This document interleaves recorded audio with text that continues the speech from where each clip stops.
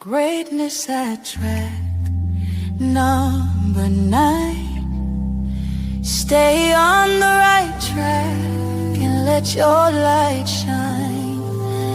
Step by step, reach for what's true.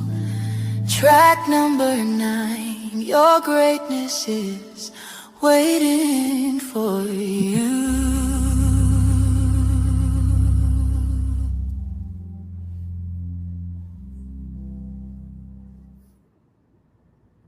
Good morning, good morning, good morning. Welcome to track number 9. Let me thank you all for tuning in. You're sitting here joining me with your coffee, with your tea, you're on your phones, you're on your laptops, you're on your way to the gym, you're running your errands on this beautiful Saturday. I am, number one, I'm not here live. That is modern technology. I'm not actually here live. This will not be a live taping, but I did want to do a brief monologue so I can bring you all into this interview. We sat down with Delegate Malcolm Ruff back in February, and he shared some things, some of the work that he's done, and shared the importance of leadership. And I thought that that was a really powerful interview, and I thought that we should revisit that interview. It's election season, as you all know, and the election in the 41st district is heating up.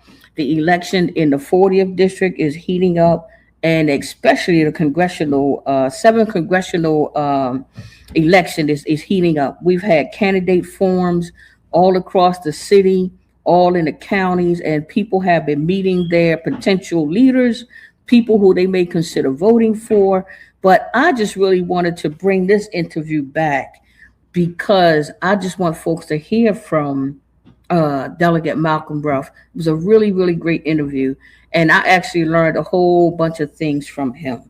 So if you've already seen this interview, then maybe you'll learn something different. Still join us, continue to watch, and send it out to people, because I guess people want to know who our leaders are. We've had several people that are running for office from all different parts of the city, from running for state office, local office, central committee.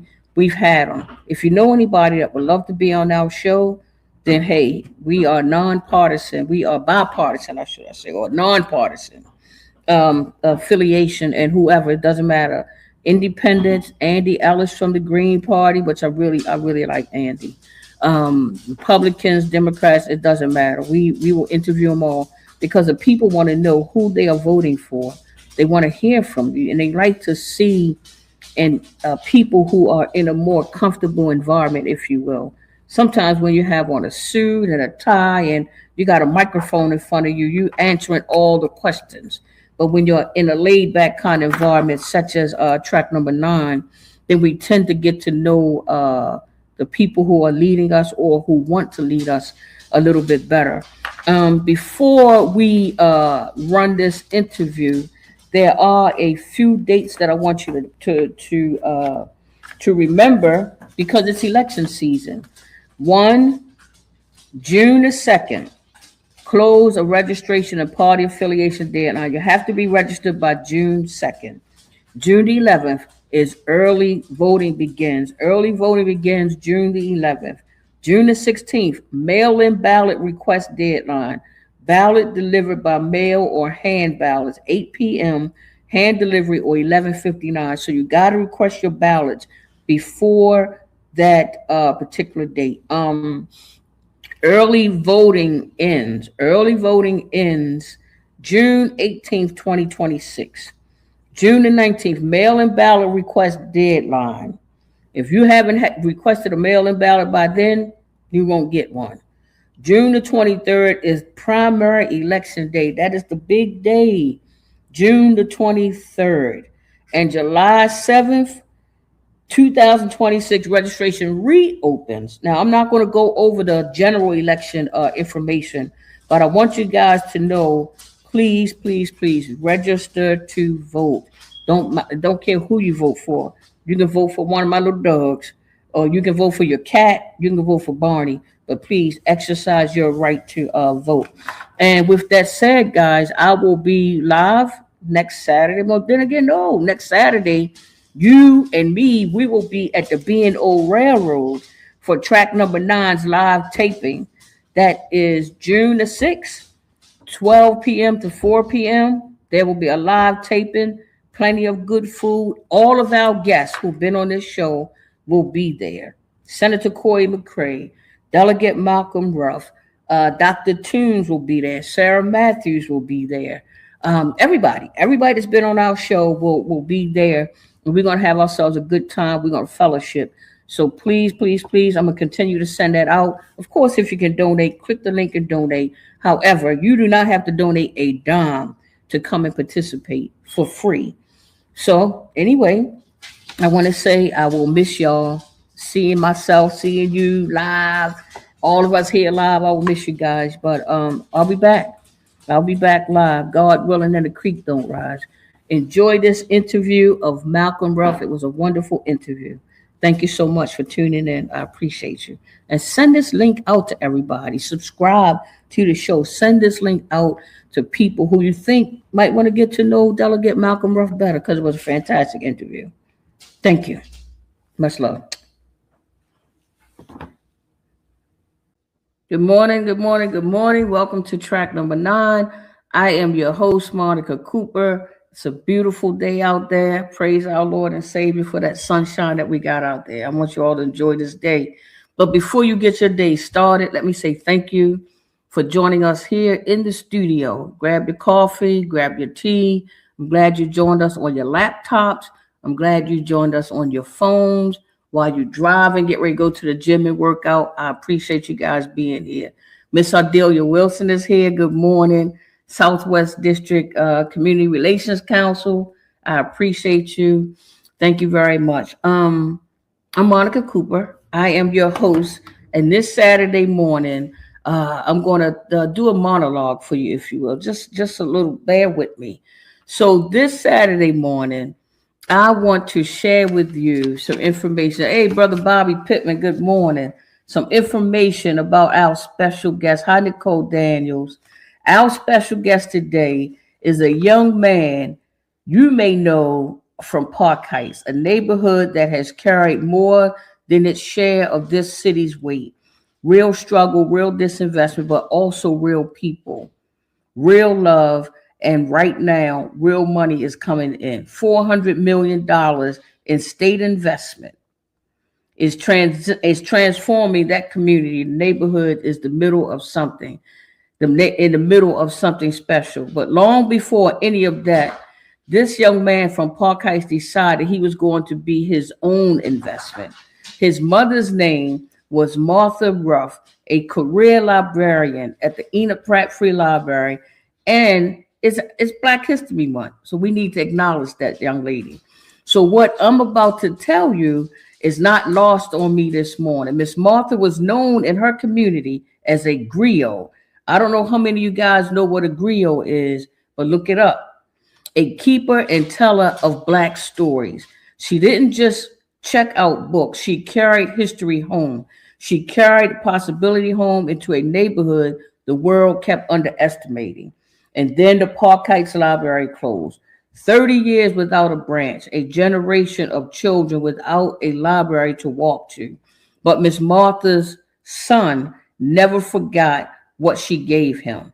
He went to Gilman School, then on to Duke University, Division I football, ACC, then to law school, then the courtrooms across Maryland, fighting without apology for families the system was trying to discard.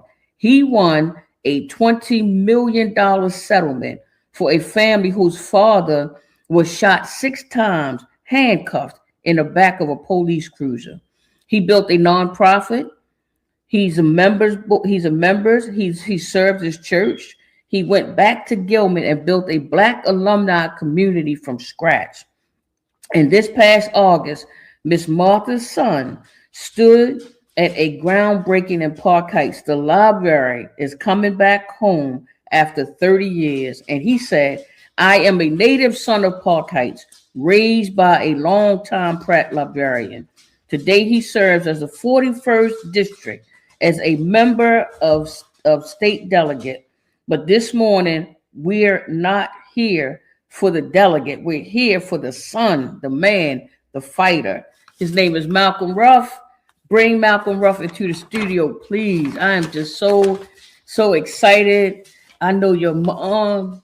I know your family. I know everybody's excited about this guy. This guy, Crystal Parker. Good morning, man. How are you? Good morning, sister. What's going on, Sister Monica? How are you? Oh Uh, man, I can't complain, there, brother. I cannot complain. Sister Roxanne, Pretty Minutes here, man. I love shouting out my guests because without them, we are nothing. We are a community, and we are a community that understand that we got to get back on the right track, and it takes leadership in all capacities in the church, in the schools, your school counselors. They make a difference in the children's lives. The racquetball coaches, our brother, our producer, he's a racquetball enthusiast, racquetball coach, brother Leon. So it's going to take all of us to get on the right track and stay on the right track. So before we go any further, tell us, who is Malcolm Ruff? well, first of all, I just want to say thank you so much for that amazing introduction.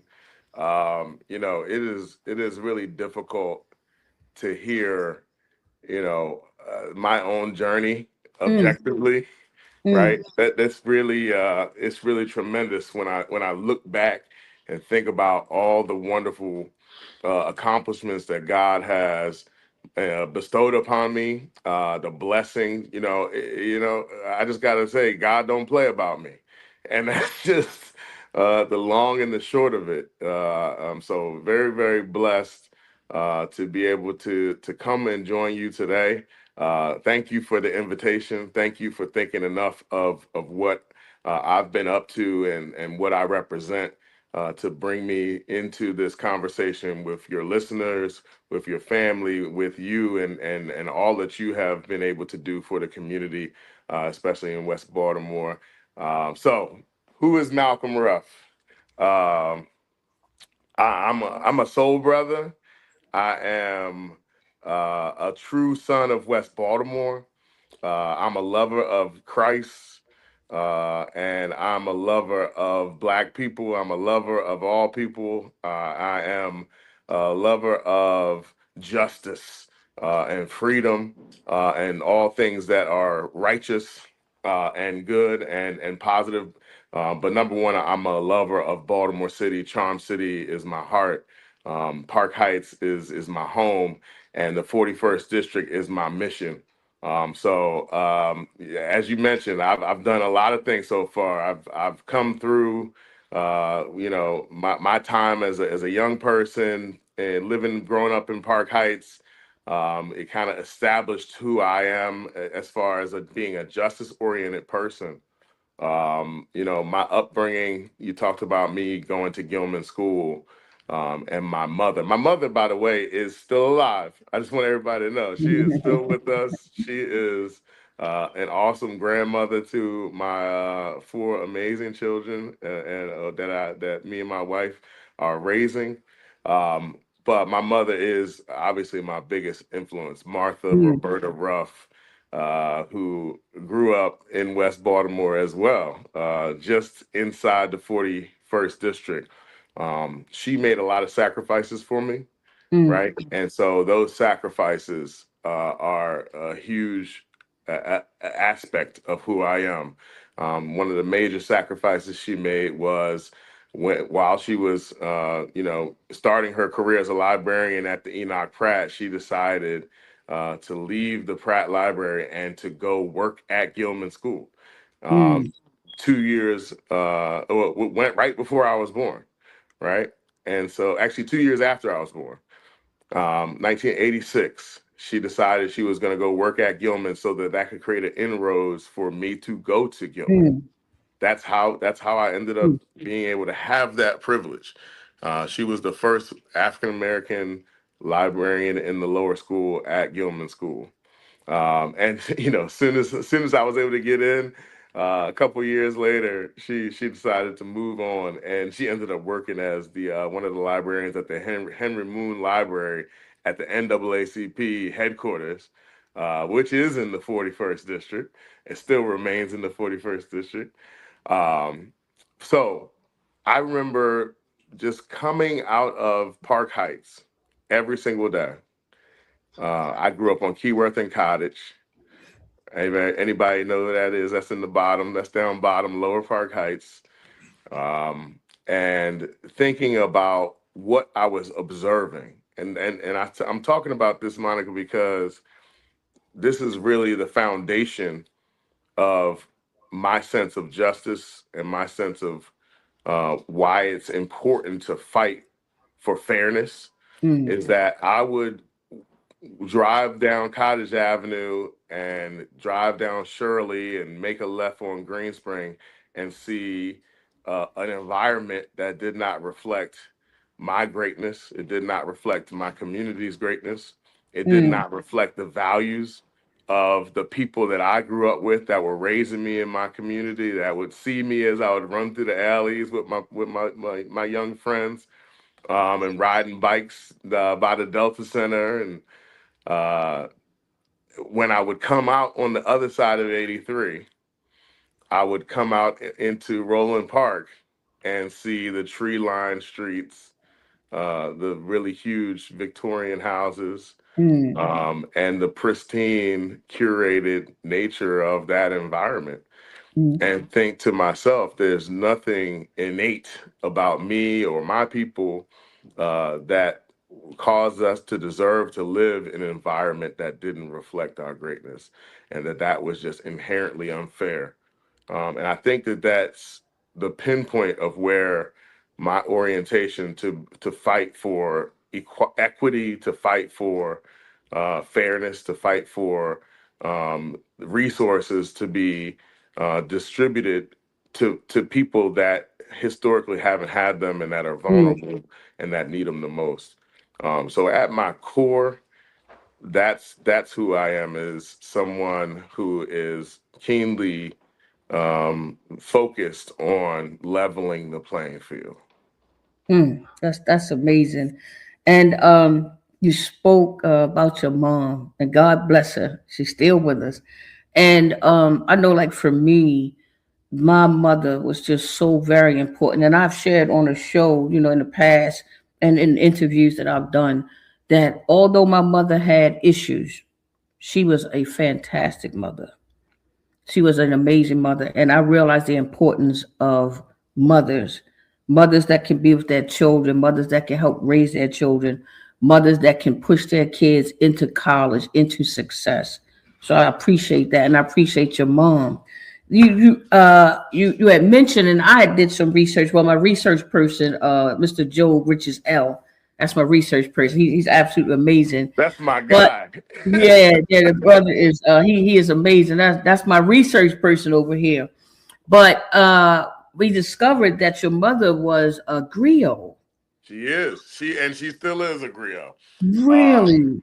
Absolutely. She's been immersed in the culture of our history, of the history of our people, her whole life. My mother studied French and went to Middlebury College in 1970 in Vermont, right? Coming Wow. out of Forest Park High School. That at the time was not, a typical track. Um, it propelled her to take French. It's a school that specializes in foreign languages. Middlebury is. So she ended up going to serve in the Peace Corps for 2 years after finishing school at Middlebury. And so that just propelled her on to be just a lover of the culture, and then to be a keeper of the culture, as you talked about. So she lived for 2 years in Abidjan. We actually still have a connection to two families that were young men that she taught English to back in the early 70s, or in the Mm-hmm. mid 70s, should I say. When she came back, she immediately, brought back all that culture, and she joined the Griot Circle of Maryland. So big shout out to the Griot Circle of Maryland. They've been, making sure that our culture and our history is pushed forward and shared, especially with young people far and wide across the state. My mother has been a past president of the Griot Circle, and she goes by the name Sister Martha, and tells some of the most amazing stories. And I was a growing griot, right, as I was growing up, with my auntie, Sister Mary Carter Smith, Mama Mary Wow. Carter Smith. Mm, I used to be mm, on WEAA back in mm, the day when I was a little boy, coming on her show on Saturday mornings. So it's ingrained in me, mm. how important our the fabric of our culture is, right? And it's that it's such a tapestry, a diverse tapestry of experiences, both negative, but also very positive, very uplifting. A story, our collective story is of being overcomers, and that we cannot let that history languish. So my mother, serving as a griot, has always been a point of pride for me, right? Mm. That she has been one of the people in the village, that's, and it makes sense because she's a librarian, right? And that is her passion, but also her expertise. So she definitely poured that storytelling into me, because at the end of the day, as you mentioned, I'm an attorney. And being an attorney, which is, what I learned in litigation skills being in law school, is about telling who can tell the most compelling story, right? Mm. While also being within the parameters of the rules of procedure and evidence.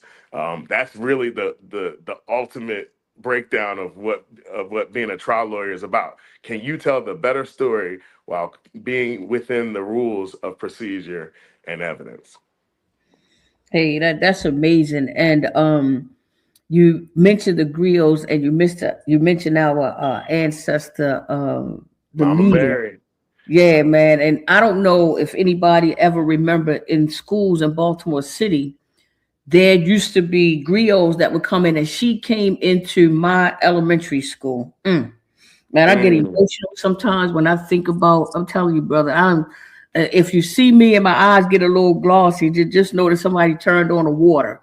mm. Because I mentioned in my previous show, I love human beings, and everybody that's tuned in here today, that's watching, many of them know that, because I just love interacting with people. I love being able to help people. I love the potential that God has put in us to be awesome. And that is regardless of race, age, sexual orientation. The human existence to me is something that's absolutely amazing. And the challenges that we face, I wake up every day and look forward to praising God and inviting God to lead us through these troubles. I am no ways tired ever. Amen. When I wake up, I am no ways tired. Every day I wake up, because I wake up with the confidence that God is going to lead us on the right track, if you will. But Mary Carter Smith came to our school, and she told us this story. And I never forget, I was in the second grade. It was a story about Anansi the spider. And I will absolutely never forget how her inflections and her voice and everything, man. So if you guys that's listening, if you get a chance, we got Google now, but we need our storytellers. Google can't tell our stories. And plus, they don't always get it right. But when you And get a neither can chance, Chat GPT. So oh, they really mess it up. But when you get a chance, definitely look up Anansi the Spider. That is a beautiful story, told, in the old African way, if you will. So I definitely appreciate that. I want to give a shout out to a couple of people. Miss Nadine, we got Amy Cruz here. We got Brother Haki, Robert hey, Winslow, Sister Sarah Matthews, Kylie Thomas, Crystal Parker, Gwen Levi, Gail Evans. Oh man, Lynette Cromer here, my homegirl from Recreation and Parks. We I got the love it. I love whole it. I love family it. in the team. I Yeah, love it everybody's when these on. people come. Michelle Madison is here. I love it when these people get up at 9 o'clock in the morning on a Saturday and join us. So I definitely appreciate that. We had Amen. mentioned, the Park Heights Library. I know that had closed, and I know that you mentioned that you was young when that had happened, and I had went over, that whole idea that your mom's a librarian. So the city shutting that down, and then your mom, and what was that like to have that library shut down? And I know it meant something to your mother. I know she had to feel a certain type of way, because libraries are the keys to success. When people come home from incarceration, the very first place that they go to, hey Giselle, good morning, the very first place they go to, because I was one of them. I didn't have computer access at home, and I wasn't able to print out my resumes. I wasn't able to do those things. I went to the main library downtown at Ena Pratt Free Library. So when people come home from incarceration, when they are coming out of addiction and trying to get clean, when they are finally out of homelessness and in a homeless program, they utilize the library. And I think that it's librarians are the almost the next thing to God. I tell you, Mhm. man, when I had gone into that library and when I was feeling like, God, please help me get my life back on track, I was scared. I didn't know if I was going to have to end up. Good morning, Sister Linda. I didn't know if I was going to have to end up out there in the streets selling drugs again, trying to feed myself, trying to pay rent. So I just prayed and I went to that library first thing in the morning, and those people always greeted me with a smile. They were always kind to me, and anything that I needed. I say, man, I don't know what it is about librarians, but God made them different. I have never met a librarian that was mean, that had a frown on their face. They always greeted me with a smile. And just, I love librarians. I absolutely love librarians. Because I know their worth. There are hardly any human beings born that can match the spirit of a librarian. So I really wanted to say that. Absolutely. You know, libraries um, are empowering, right? Mm, It's essentially an empowerment center, right? Knowledge is power. We all know that. And who's it? Marcus Garvey said, "People without knowledge of their history and culture are like a tree without roots," right? So if you don't have roots, you're bound to fall for anything. So we know that in order to give folks the best chance that they possibly can at being successful, you have to empower them. You have to give them the ability to be independent thinkers. You have to give them the ability to understand the obstacles that they are facing, mm, and have the connectivity to be able to get them in a position where they can achieve their passion and find their purpose, right? That's mm, exactly what you're talking about when you came out and went to the library. It's like a light, a moth to the flame, right? Because we're starved in our communities for knowledge in so many places. So the fact that the Park Heights Library was extracted from our neighborhood, it was value mm, that was sucked away. And for so long, there was no empowerment center for knowledge in Park Heights, in my hood. So my mother definitely definitely discouraged by the fact that that library went away. But look at us now. We're mm, gonna have a amazing facility.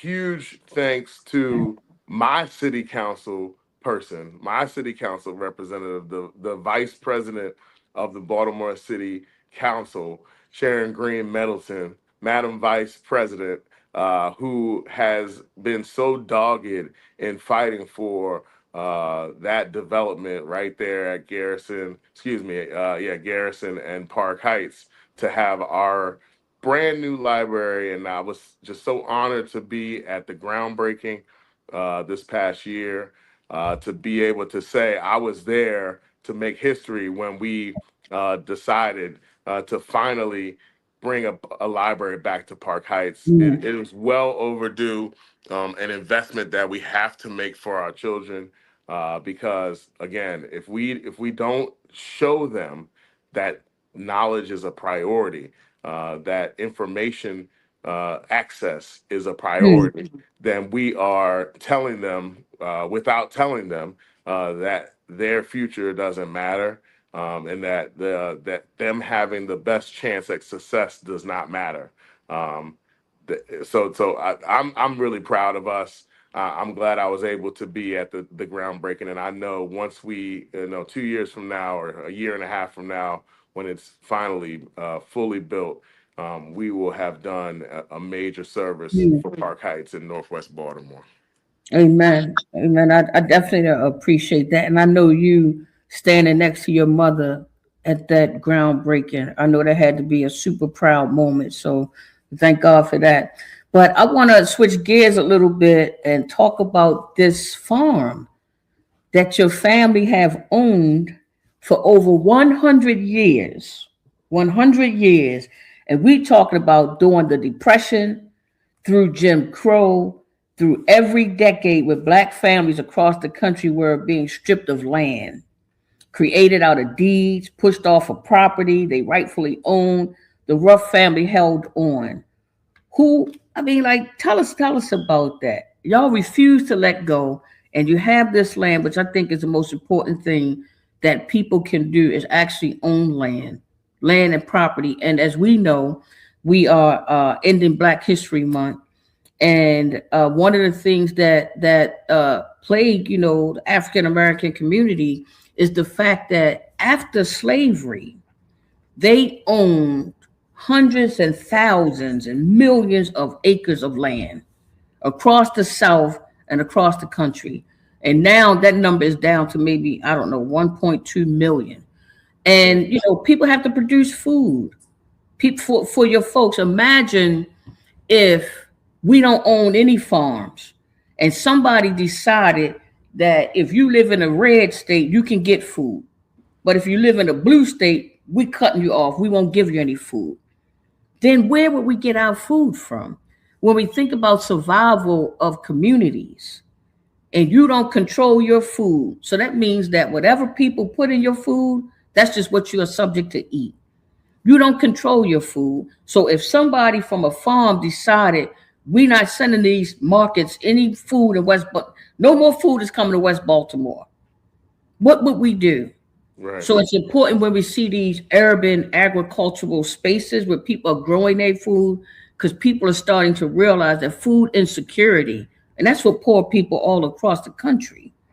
That's for poor people, period, when they don't have the access to food. So it gets to be important. So owning a farm, that is huge. And not only that, but owning that farm for 100 years, if we think about what was going on 100 years ago, we talked about 1926.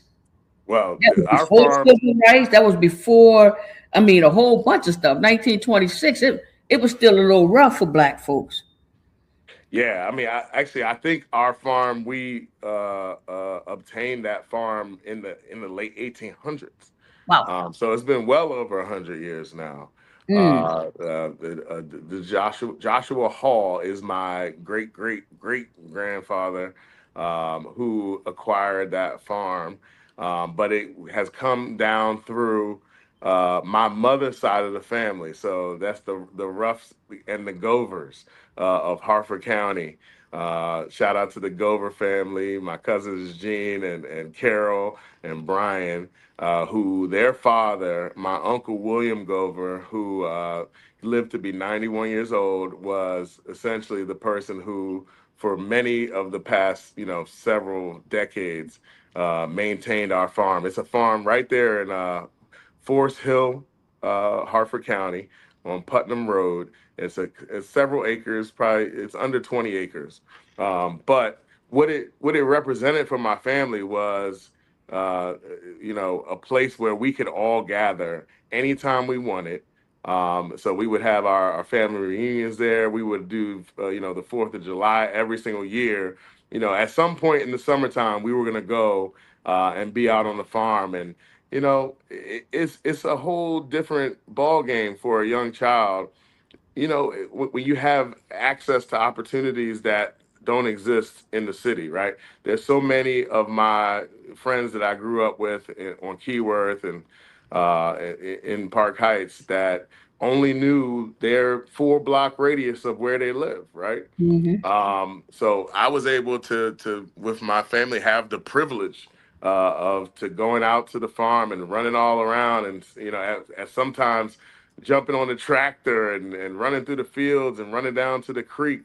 Those are experiences that kids should have, right? Being Mm-hmm. exposed to nature and being free and just being able to run and play and enjoy the bounty of the land. I think the more important thing that you were talking about is this idea of land ownership that is the generation of wealth. Right, that is the way generational wealth is created, and so my family right now, we're actually going through the process of how we protect that land uh, legally through estate planning, because my uncle William, he went to be with the Lord several Mm-hmm. years ago, and so we have not had anyone to be the steward of that farm for some time. Taking the process, the legal process of protecting it through an estate planning process is so important, and that's why I'm actually bringing a piece of legislation this year that was spawned by our good sister Nicole Gatewood, attorney at law who practices in that estate trust and estate space, is also my good sister and a awesome constituent and resident of the 41st District, Hillsdale Heights president. She proposed to me that I would bring forth a bill that would enhance the deed fraud protections criminally in the state of Maryland, because we know that there are hucksters and Mm-hmm. swindlers and crooked people out here trying to siphon off generational wealth, especially in the older adult community, right? Trying to take advantage of our vulnerable older adult wise sage community by stealing identity, and then anything can happen from there. So Nicole proposed this idea and drafted legislation that I've put forth, which enhances deed fraud penalties. Right, it makes it a felony. It makes it a much more significant penalty, because and it's deserving of that. And I will say this: I'm not a fan of increasing criminal penalties. Right, I never have been. I'm a much more justice oriented person, someone who looks to reform criminal laws more often than enhancing them. But this is a very specific intent crime, right? This is something that, there's no mistake when you're trying to steal someone's hard earned and maybe generationally passed down property, and trying to deprive them of that.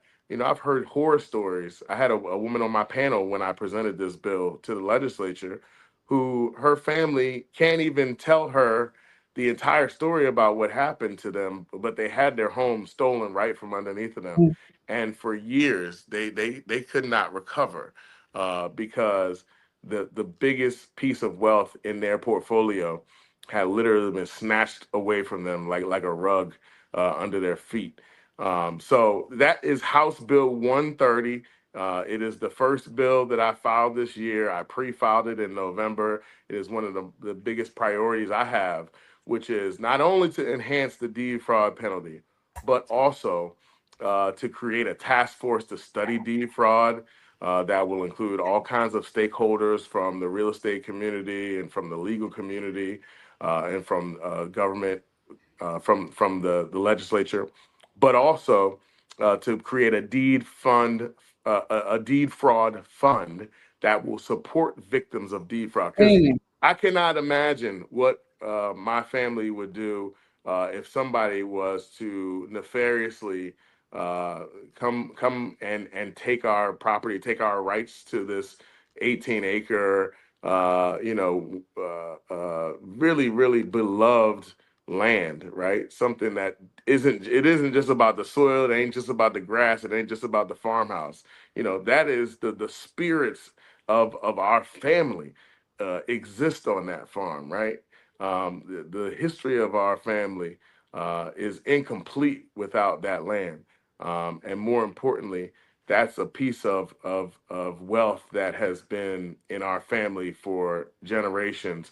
And so I want to make sure I'm protecting families just like mine from any kind of underhanded actions that could deprive them of their property rights. It is so important. It is the biggest way we build generational wealth. We need to encourage Black folks to be property owners, to control their own destiny, and to build generational wealth. Yes, sir. I have a good friend, Miss Kia Simpson. She's tuning in, and I know that she had been going through some difficulty. Unfortunately, she lost her mom. Her mother was a really good person, and she's been going through some difficulty making sure that they can maintain and keep that house. Sister Patrice Bimbo, good morning. But making sure that they can keep that house because there's a sister here named Nika Namdi, and she has an organization called Fight Blight Baltimore. And one of the things that she do is she try to work with the older people to make sure that they're not on a tax sale list and to make sure that people are not trying to take their homes because they are so bad now. Anybody can get public access to your deed and they can copy your deed and put a fake deed and actually take your home. I've been blessed. I'm sitting in the house that God blessed me to be able to purchase a few months ago. Thank you to Sister Wanda Betts over here in the 40th district in the Upton Gateway community, right? Where Fremont Avenue is. And I'm not afraid to give out my address. Ain't nobody looking for me. So yeah, I can tell you where I live at. Some people crazy. Hey, you know what I mean? Like I ain't gonna put my address. I will put my address and my phone number out there. Ain't nobody looking for me. I'm living a good wholesome life now. Praise God. Hey, praise the Lord. But anyway, I'm blessed to be here. And that was one of the things that, the people were saying, make sure that you keep yourself protected, do this, and this, because somebody will take your home right from up under you. So I appreciate you speaking about that. And, one of the reasons why we gather here every Saturday at 9 a.m. is because there are people, the conversations that we have, there are people who are affected by the things that we talk about. And to see you, like my homegirl, Kia Simpson, you know what I mean? She's faced with that. And to see, good morning, Sister Connie Bridges is here. Good morning, Connie. And to see that you are actually doing something about that to protect people. Because as you know, here in Baltimore, the land here seems to be super valuable because everybody's trying to snatch up these houses. For the listening audience, they have, I'm gonna drop some information on you. They have an investment group called Vanguard. They have another investment group called BlackRock, and they have several investment groups. And these investment groups have purchased hundreds and hundreds of thousands of houses throughout the country, the United States and in Canada. They want to turn the United States into a nation of renters. I imagine their portfolio, investing in the stock is one thing, but when you have 1 million houses, that is 1 million houses that's going to give you money at least once a month. And when you add up that money, these people might be making $100 million a month just off of renting. So they don't want to see homeowners. They want to buy up all the property. And that's what Baltimore is, just the latest metropolitan area to be, the victim of rich people wanting to buy up all the property and skyrocket those rent rates and things like that. So I appreciate you, Delegate Ruff, for working on those issues because it's really important that we maintain our areas, like where you grew up at Keyworth, where I grew up at in Sandtown, all in South Baltimore, all in Southwest Baltimore. You have African-American communities that want to remain there. They want to stay there. So it is important to be able to stay and live and work and play where you grew up at. Generations, 50, 60, 100 years since we've been here. Some people have lived in those same communities. Sister Crystal had mentioned in the chat, she wanted to say thank you for your work on the elevator registration bill that I think is really important, because over here at the Chase House over on Maryland Avenue, they had two older adults that had died because they had to take the stairs, and they lived on a 13th floor. So when these people had these apartment buildings, I went through that myself. I used to live at 306 West Franklin Street, and those people had and I had, at the time, I had a broken collarbone, and I had to go up 7 flights of steps for about 4 months with my dogs, with my groceries for 4 months. These people did not fix that elevator. We have loved ones, aunties, and uncles that live in these spaces. And last week, Sister Sarah Matthews was talking about the senior buildings and how it's important to have those elevator fixed. You need an emergency plan. Suppose a fire breakout. How are you going to get those people out of that building? So those issues, they impact, what we discuss, it impacts all of us, because we got mothers, uncles, brothers that live in these spaces. So she wanted to make sure that she thank you for that and your work on the legislative level. I'm wondering, yeah, because we the conversations get so good here, we have run out of time. With this is a show that we could probably go for at least 2 hours, because my I mother, get it. I can't believe that much time has passed by already. But yes, I sir, did yeah. want to say thank you, Sister Parker, and thank you, Mrs. Matthews, for always standing up for the older adult community and allowing me to be a part of the transparency piece and the oversight piece that bill brings for on my side of the aisle. That is House Bill 553, for folks to be able to track it. On the Senate side, it's being championed by our good brother on the East side, Senator Corey McCray. It's Senate Bill 286. It is a public safety bill. It requires elevator inspection certificates to be provided on a searchable database in real time, so that our older adult community can call it out and say, hey, look, your certificate is not current. And then public officials can be held accountable for making sure that our senior facilities are abiding by the regulations that govern them. So actually, the Senate bill is moving towards a vote, and so is the House bill, was just voted on by the Government, Labor, and Elections Committee this past, actually just yesterday. So it should be moving through the legislative process towards a vote, towards passage this coming week. I'm really excited about it. It will probably be the first bill of mine this session that gets consideration by the full legislature. Thank you. And I want to give a shout out to my cousin LaFay Allen. She's joining us. I'm happy to see my family up early and joining us on track number 9. And we winding down, so I want to move through this, and I want to get to the accomplishments of you becoming a lawyer. You had mentioned your mother, and you had mentioned the sacrifice that she has made. And that's what I think about when I think about my cousin LaFay Allen and the sacrifice that she made to make sure that her children are successful, because mothers are important. My cousin, phenomenal mother. My mother, phenomenal mom. Mothers are just so important. So again, shout out to your mom, to the griot, for supporting you and pushing you to become a lawyer. So tell us about that. The University of Baltimore School of Law, and you were selected as one of 6 students in the entire country for the NAACP Kellogg's Law Fellowship. Tell us about that beginning to becoming a lawyer. Yeah, I mean, once again, it still ties back to my mother.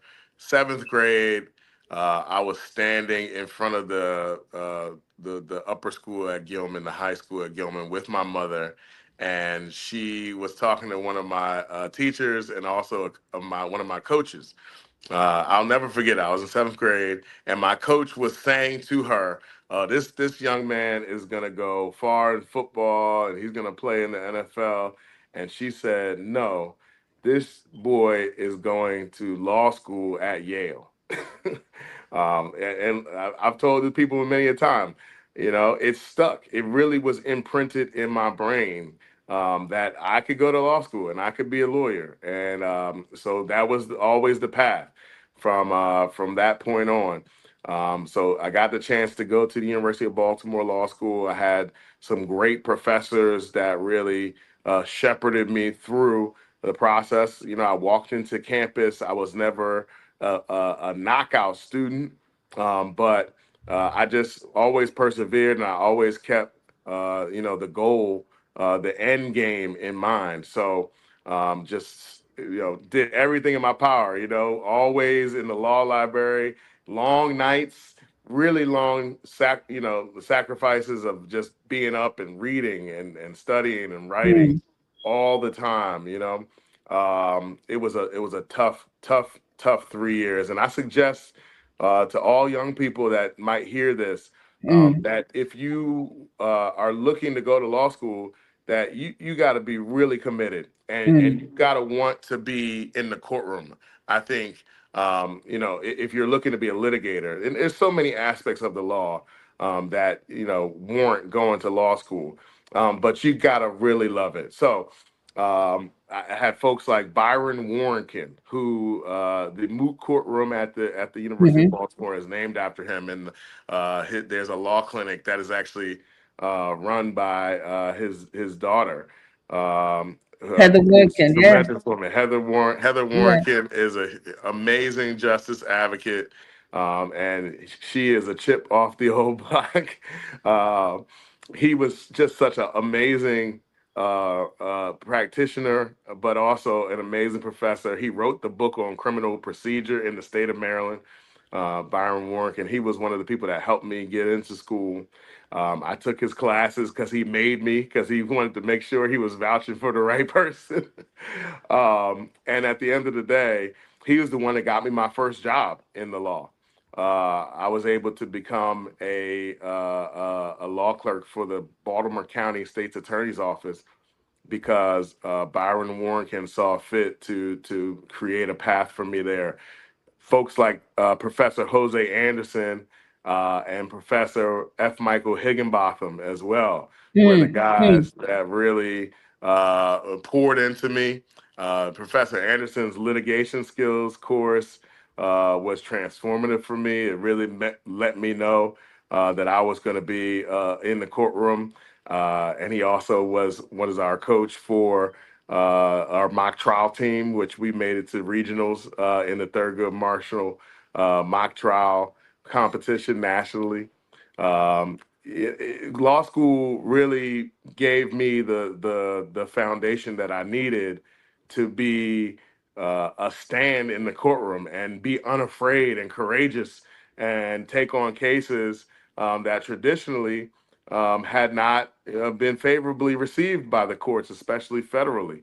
But it has propelled me to be able to take on some of the hardest fights, like fighting for the family of Jordan McNair, who was killed playing football at the mm, University of Maryland at 19 years old, a very preventable death. mm, 100% should have been prevented. We fought for that case for 3 years and ended up earning his family $3.5 million as a result of his death, which was a tremendous fight because we had to find a way to bring that case federally as opposed to under state law because of the limits on damages that exist under state law.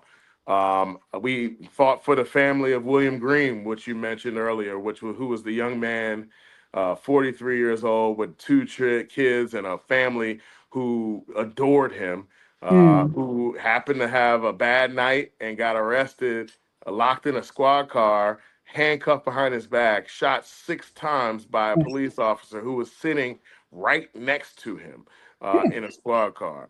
Completely unacceptable and tragic death of that family member, that Boo Boo William Green, who I'm still in touch with his family to this day. That was a $20 million settlement that we accomplished with Prince George's County, and then at the time, then County Executive Angela also Brooks, who saw fit to resolve that thing in a way that was appropriate and reflected the depravity of what Mm. happened there. Fighting for the family of DeMonte Ward Blake, a young man who was slammed on his face by a police officer while he was handcuffed behind his back. Had his C4, C5, C6 broken, Mm. nose broken, paralyzed for the rest of his life, all because he wouldn't kowtow to a police officer. And that police officer not only caused the county to have to pay $7.5 million, but also he went to jail for a year, Good. right? And that was prosecuted by the now county executive of Prince George's County, Aisha Braveboy, and her team. I fought for prisoners. The case of Amber Cantor, who was a transgender inmate, who I'm still representing her. We were able to get the state to settle her matter because she was choked unconscious, Mm. dropped on her face broken, and dragged into her cell, left there unconscious for 10 minutes with no medical attention.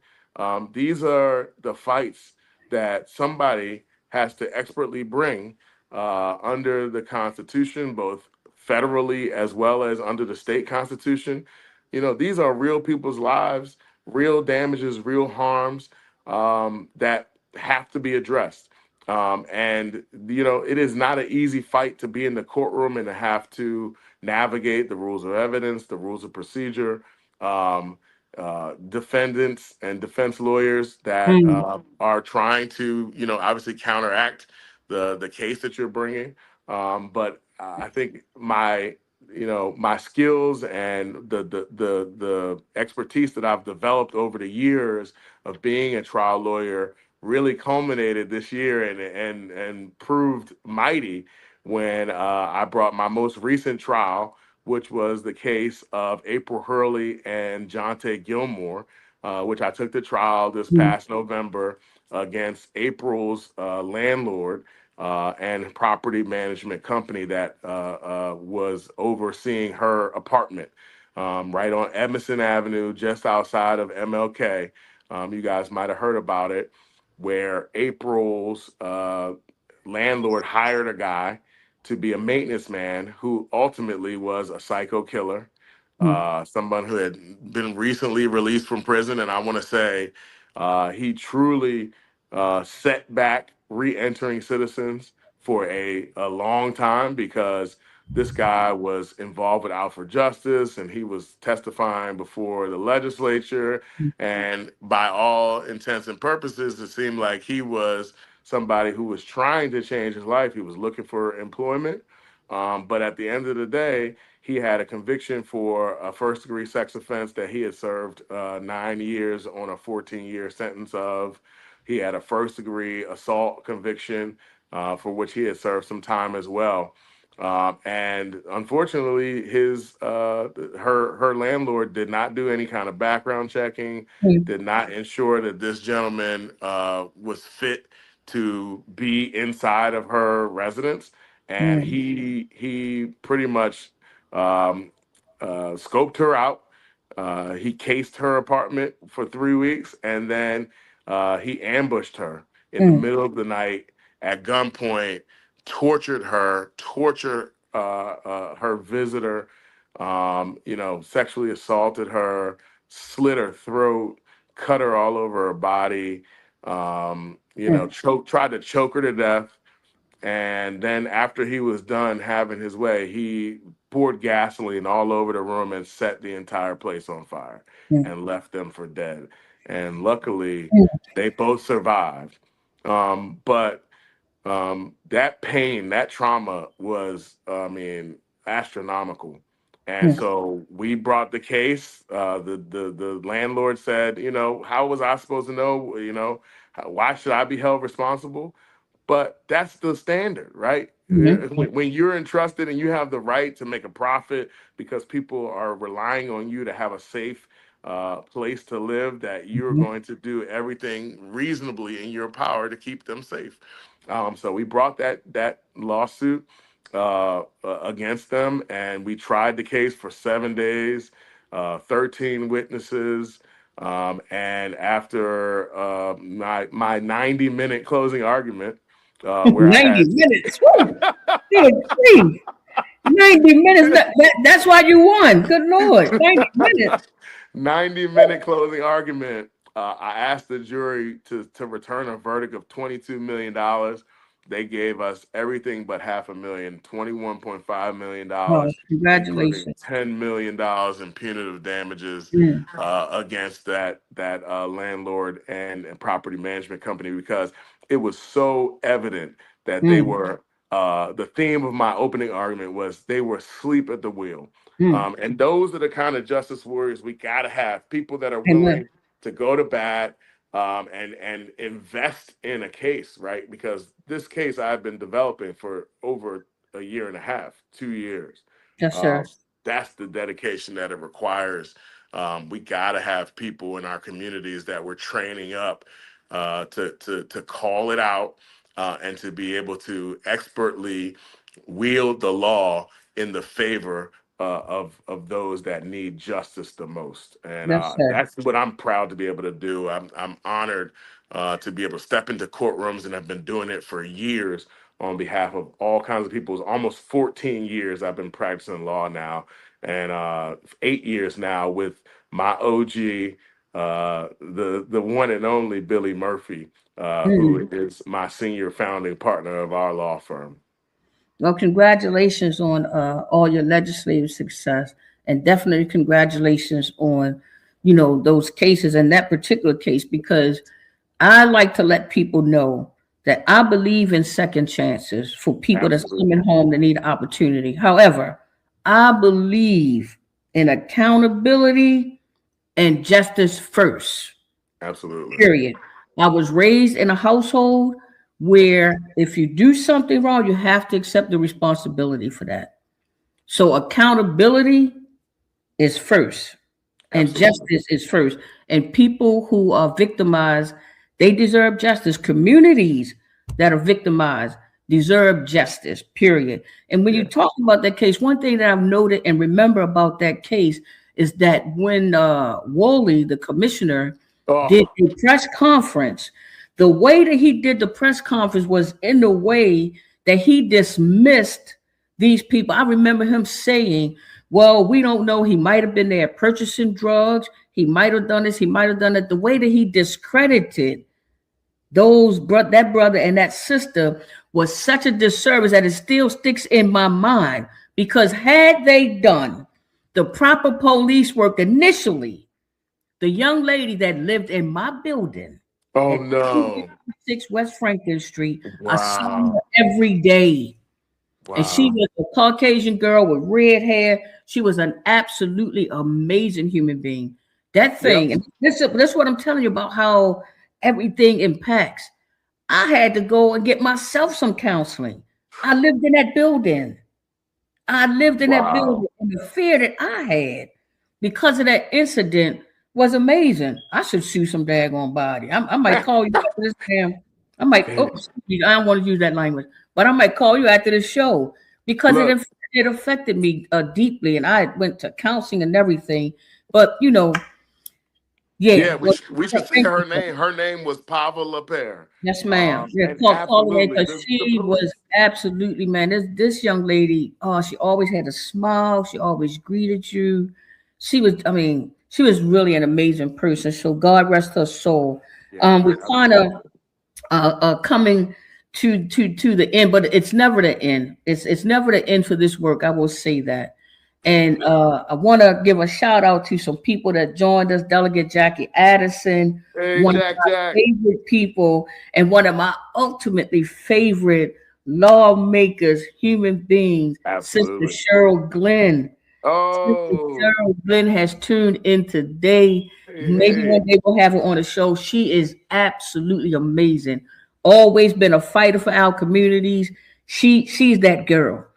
And I Absolutely. absolutely love it. Me and our sister Joyce, we tight too. We pretty Same cool. here. We I pretty love cool. Miss Joyce. Miss Joyce holds Man, down that Howard Sister Park every Cheryl day. Glenn, one of the best lawmakers this state has ever known, ever. And So Jackie is I appreciate her. Delegate Addison is my seatmate. We sit next to each other on the House Oh, floor okay. every day. So Okay, we got the and national we serving as she's the first vice chair of our city delegation. I'm serving as the second vice chair. fantastic. We have the National Court Watch folks here, Carmen Johnson, Dr. Carmen Johnson from PG County, Sister Leah Green. She's with Maryland Cure. She's here.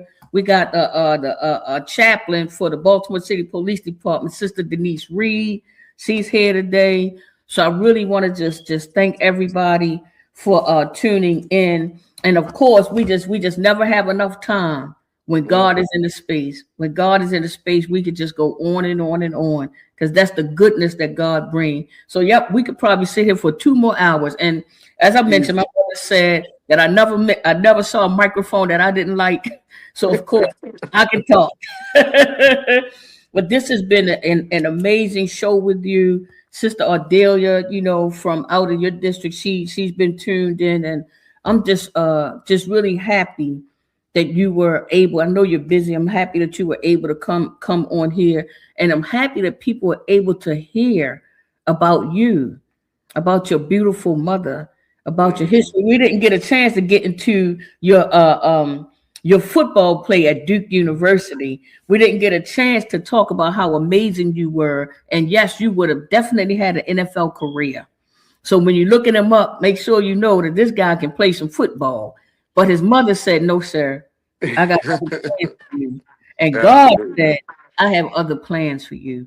So thank God for following, your dream, and thank God for your mom, and thank God for your work in our communities. Thank you. Thank you, Sister everybody Monica. for tuning Thank in. you. Yes, sir. Yes, sir. It's been an amazing show. I love you, dear brother. And Love you too. Sister Etta Myers is here too. Oh, last thing I want to say is Sister Carly said that she always wanted to be a lawyer. So you probably sparked something in her because it's never too late. It is never too late, Sister Carly, to do what you need to do, because in our community, we need lawyers, we need doctors, we need engineers, because that's what's going to get us where we need to be. We used to be in that space where we thrive for educational excellence. So we got to get back to that and get our children out of the habit of saying, why I need math or why I need to learn how to read. We got to stop letting social media and these outside things dumb our children down and make them think that education is no longer the key. Education is the key. Oh, Sister Charlie is here. Hey, Sister Charlie. That's my home girl right there too, man. I love me some Charlie Carter. She is man, that sister is amazing. I love me some Charlie Carter. From her lips to God's ears. Yeah. I love that. Yeah. Ain't no question. Well, anyway, guys, Sister Giselle, thank you for being here. She lives all the way out in Harford County, brother. So now she realized, they got a farm out there in Harford County owned by this beautiful Black family. Yeah, tell her come holler at us. We right on Putnam Road off of Baldwin Mill. Yeah, and I gotta come and join you out there. Maybe we can plan a trip. Maybe track number 9 can plan a trip out to the farm, take our shoes off and get grounded and get close to the earth. I appreciate you. I love you, dear brother. Have a good day. And of course, the listening audience, y'all know I love y'all. If any of y'all owe me any money, you better pay me. I still love you though. Women's pre-release. Yes, we need that women's pre-release center. Thank you. Everybody be blessed. And we will see you, inshallah, God willing, we'll see you next week on track number 9. Thank you so much. We inspire greatness at track number 9. Stay on the right track and let your light shine. step by step, reach for what's true. Track number 9, your greatness is waiting for you.